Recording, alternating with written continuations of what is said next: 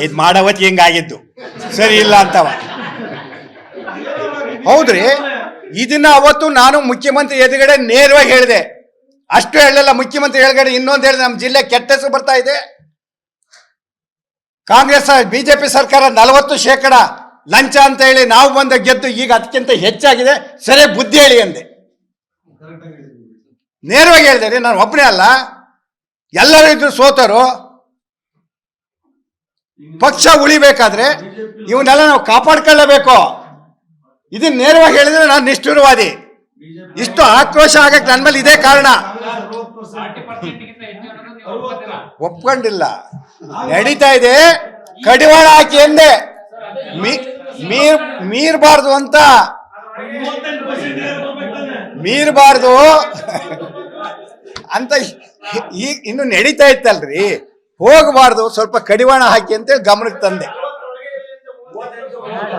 ಅದು ಬೇಡ, ಕಡಿವಾಣ ಹಾಕಿದ ಈಗಲೂ ಒಂದು ಒಳ್ಳೆ ಹೆಸರು ಬರಲಿ ಅಂತೇಳಿ ಹೇಳಿದೆ. ಇಂಥವ್ ನಾನು ನೇರವಾಗಿ ಹೇಳಿದ್ದೀನಿ, ಅದರಿಂದಲೇ ನಾನು ನಿಷ್ಠುರ ಆಯ್ತಾ ಇರೋದು. ಆದ್ರೆ ಇವೆಲ್ಲ ಯಾಕೆ, ಪಕ್ಷದ ಹಿತದೃಷ್ಟಿಯಿಂದ ಪಕ್ಷ ಸ್ವಲ್ಪ ಗೌರವ ಉಳ್ಕೊಂಡಿದ್ರೆ.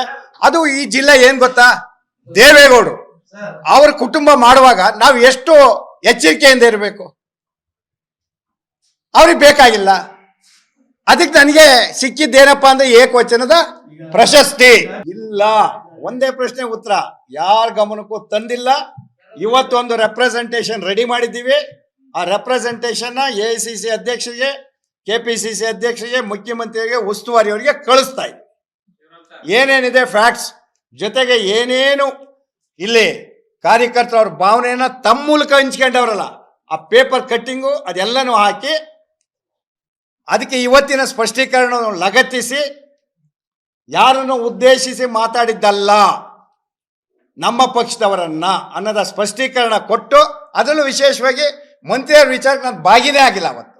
ಅದು ಒಟ್ಟಾರೆ ಹೇಳಿರೋದೇನು, ಕಾಂಗ್ರೆಸ್ ಸಂಘಟನೆಯಲ್ಲಿ ಸೊರಗ್ತಾ ಇದೆ, ಆಗಬೇಕು, ಅಭ್ಯರ್ಥಿ ಆಯ್ಕೆಯಲ್ಲಿ ಪ್ರಾಮಾಣಿಕವಾಗಿ ಆಯ್ಕೆ ಆಗ್ತಾ ಇಲ್ಲ, ಆಗಬೇಕು, ಕಾರ್ಯಕರ್ತರ ಪ್ರತಿಯೊಬ್ಬರು ಪದಾಧಿಕಾರಿಗಳನ್ನಾದರೂ ಕನಿಷ್ಠ ಕೇಳ್ತಕ್ಕಂಥದ್ದು ಆಗಬೇಕು ಅನ್ನೋದು ನಾನಂತೂ ಅವತ್ತು ಪತ್ರಿಕೆಯಲ್ಲಿ ಹೇಳಿರೋದು ಹೌದು. ಪತ್ರ ಹೇಳಿದ್ರಿ, ಏನಂತ ಹೇಳಿದಂತ ಹೇಳ್ಬಿಡ್ಲಾ, ವರ್ಗಾವಣೆ ಮಾಡಿಸೋ ಪತ್ರ ಕೊಡಕ್ಕೆ ಇಡೀ ಜಿಲ್ಲೆಗೆಲ್ಲ ಕೊಡ್ತಾರೆ. ತಡೀರಿ, ನೋಡಿ ಆರೋಪ ಅಲ್ಲ ಇದು. ನೀವು ಆರೋಪ ಅಂತ ಯಾಕೆ ಹೇಳ್ತಾ ಇದ್ರಿ? ನೋಡಿ, ಹಿಂಗೆ ನೀವು ಇಂಟರ್ಪ್ರಿಟ್ ಮಾಡಿ. ನಾಗರಾಜ್ ಸಾರಿ, ಪತ್ರ ಕೊಡ್ತಾವ್ರೆ ಅಂತ ಹೇಳಿದೆ. ಈಗ ಅದಕ್ಕೆ ಜವಾಬ್ದಾರಿ ತಗೊಂಡ ಮೇಲೆ ಸಂಘಟನೆ ತಗೋಬೇಕು ತಾನೆ. ಆಮೇಲೆ ಏಕೈಕ ಶಾಸಕರಿಗೆ ಒತ್ತಡ ಇದು ಮಾಡ್ತಾ ಇರೋದೇನು, ಬೆಳಗ್ಗೆ ಎದ್ದು ಅಧ್ಯಕ್ಷ ಆಗಬೇಕು, ಮಂತ್ರಿ ಆಗಬೇಕು, ಅಧ್ಯಕ್ಷ ಆಗಬೇಕು, ಮಂತ್ರಿ ಆಗಬೇಕು. ಬೆಂಗಳೂರು ಸುತ್ತಳದಲ್ಲಿ ವರ್ಗಾವಣೆ ಪತ್ರ ಕೊಡೋದ್ರಲ್ಲ ಕಾಲ ಕಳೆದು ಬಿಟ್ರೆ, ಏಕೈಕ ಶಾಸಕರು ಜಿಲ್ಲೆನಲ್ಲಿ ಅವ್ರು ಪ್ರತಿನಿಧಿಸ್ತಾ ಇದ್ದಾರೆ ಅಂದ್ರೆ ಜಿಲ್ಲೆ ಜವಾಬ್ದಾರಿ ಇದೆ ಅಂತ ಅಲ್ವಾ?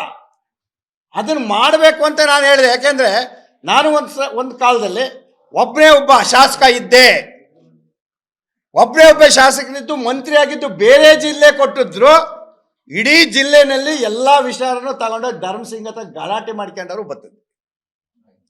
ಬಿಲ್ ಕೊಡ್ಸೋ ವಿಚಾರದಲ್ಲಿ ತಡೆ ಹಿಡಿಯೋರು ರೇವಣ್ಣವರು, ಪಟ್ಟಿ ಹಿಡ್ಕೊಂಡು ಕೂತ್ಕೊಳ್ಳೋ ಗಲಾಟೆ ಮಾಡೋ ಕ್ಯಾಬಿನೆಟ್ ದಿನ.